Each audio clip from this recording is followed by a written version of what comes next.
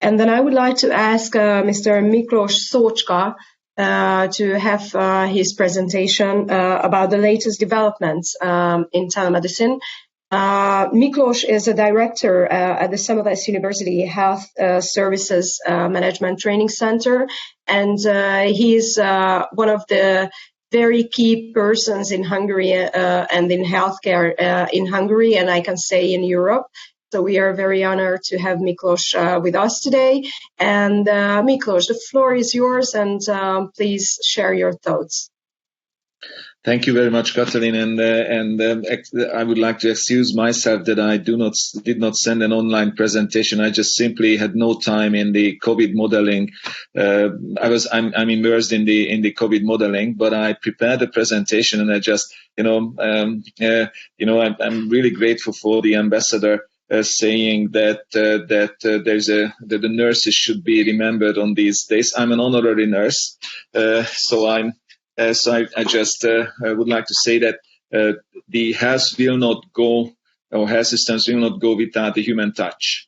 But I prepared a sort of an unconventional presentation because we also had to turn to tele education in the university, and sometimes it is so crazy that I do not see anybody's face on the Zoom.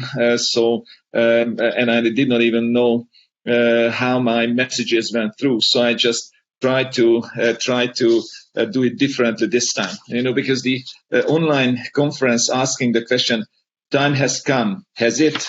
And the presentation, the first sign is yes. So it is definitely arrived, but there's this sign in the bottom that I'm a honorary nurse, and health will not happen without human touch. So we should not worry. We still need the human touch. So the next slide is okay. Time has come. So it is time to go further than that, because it is not peacetime efficiency that drives this process, but is the necessity. So now, because we can say that this COVID experience was a once in a lifetime experience, but I remember the Middle Eastern respiratory one. I remember the SARS. I remember the swine flu. I remember the bird flu. We all remember that. And, there's this a tale about the little boy who is crying, the wolf is coming, the wolf is coming. And it does not come. But when it really comes, nobody is there to help. So the pandemic experts, so the epidemiology experts were like this little kid who is crying crying out that the wolf is coming. But now everybody saw the wolf. And fortunately in Hungary, we did not see the big beast like they saw it in Spain or Italy.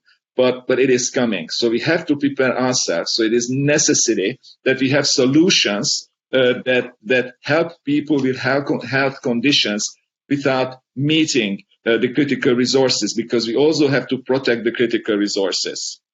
So my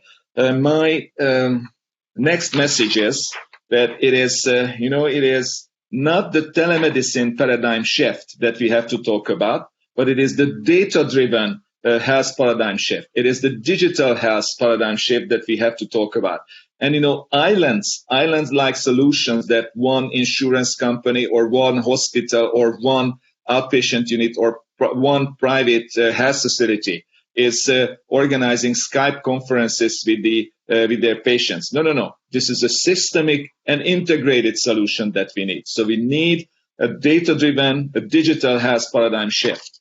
There was this, and COVID helped us to solve the obvious. There was this pre-COVID patient pathway. The patient went to the GP, and the GP sent him to the pharmacy, or GP sent to outpatient or hospitals or whatever. But in the Hungarian integrated e-health system, we had the capability of having teleprescriptions, but the professions denied it.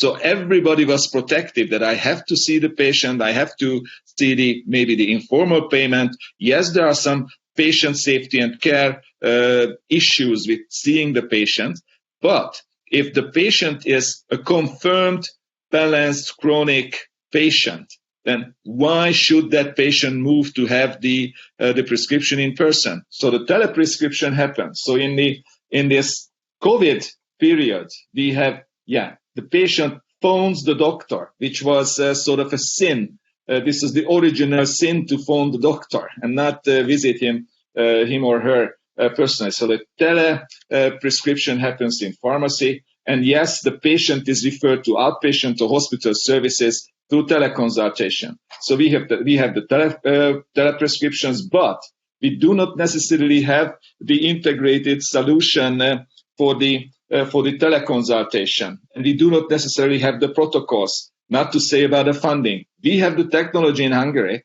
but it has to focus physician itself, and it should be, yes, there should be sort of a prearranged visit, but it has to be safe. It has to be sure that the doctor is reaching the patient. So there are a lot of issues with the protocol, and of course, there's a lot of issue with the funding. And, I can compare this funding issue with the one-day surgery and the one-day care.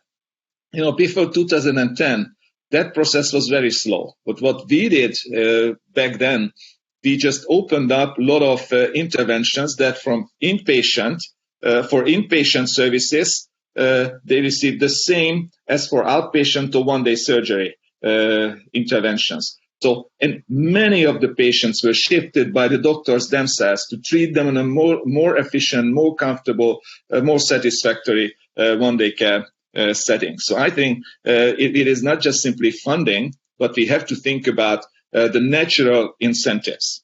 So, there is this wartime stuff because it's all temporary.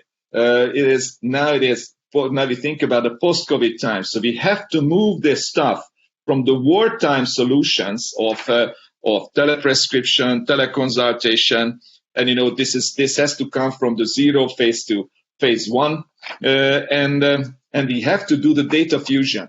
I just arrived to this online conference from a meeting where we were discussing with our data team. We are part of the COVID pandemic monitoring team, and we are the Put Data in Action group. And, now we are doing data fusion. We are using Health Insurance Fund. We are using National Health Service. We are using public health data sets. So all that data is sitting and fused in our servers. And yes, we are doing data mining to identify the vulnerable groups that need special attention, special protection. Yes, we are data mining.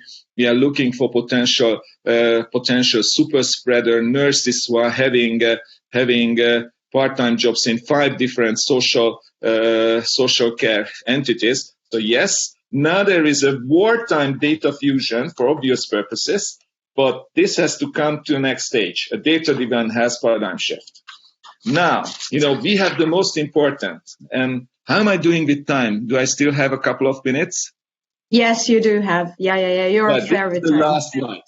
Yeah, this is the last slide, but I have to draw it. So we have the most important, the joint e-health system, or the joint data integration system. And what we need, the first thing that we have to do and have to institutionalize is data fusion. So that's the thing that we have to build around the health system. The second thing that we have to build is that we have to enable the sensors. So, and in my interpretation, the sensors is the wearable device and also the PET scanner. So we have to make sure that in the integrated system, we just have the novel sensors and we have the traditional sensors data going into the data integration platform. The third thing that we have to do is that, we have certain AI capacities, which is diagnostics. This is diagnostic capacities. Yes, we have the AI capabilities for mammography, and all the national level screening programs could be supported by AI, but we have to connect all these capabilities. We have to integrate that. And, it's predictive, prognostic, and diagnostics. So, for example, we have to have artificial intelligence supporting to keep the balance in for people living with chronic conditions. And the fourth one that we have to solve is digital care models. And I'm 100% sure that Nick will also talk about this. So that we have to build digital care models. And for example, diabetes, we are sitting in the same board with Nick that is developing the word or the ecosystem for integrated diabetes care, which is basically a digital diabetes care model. But we have to develop these digital care models for many other modalities. And, the fifth one that we have to develop is the novel diagnostics. I do not want to, this is an innovation itself. The omics, we have to make genomics, for example, cost efficient, and we have to use all this. We have to integrate the data. We have to develop the AI capabilities. We have to do diabetes care models. The sensors should feed data into the same integrated system, and yes, we have to innovate and make the novel diagnostics cheaper. And all this stuff should be in the pocket of the doctor and should be at the bedside or should be available even on a digital solution. So that's it. So yes, time has come. Let's move further. Thank you very much for the attention.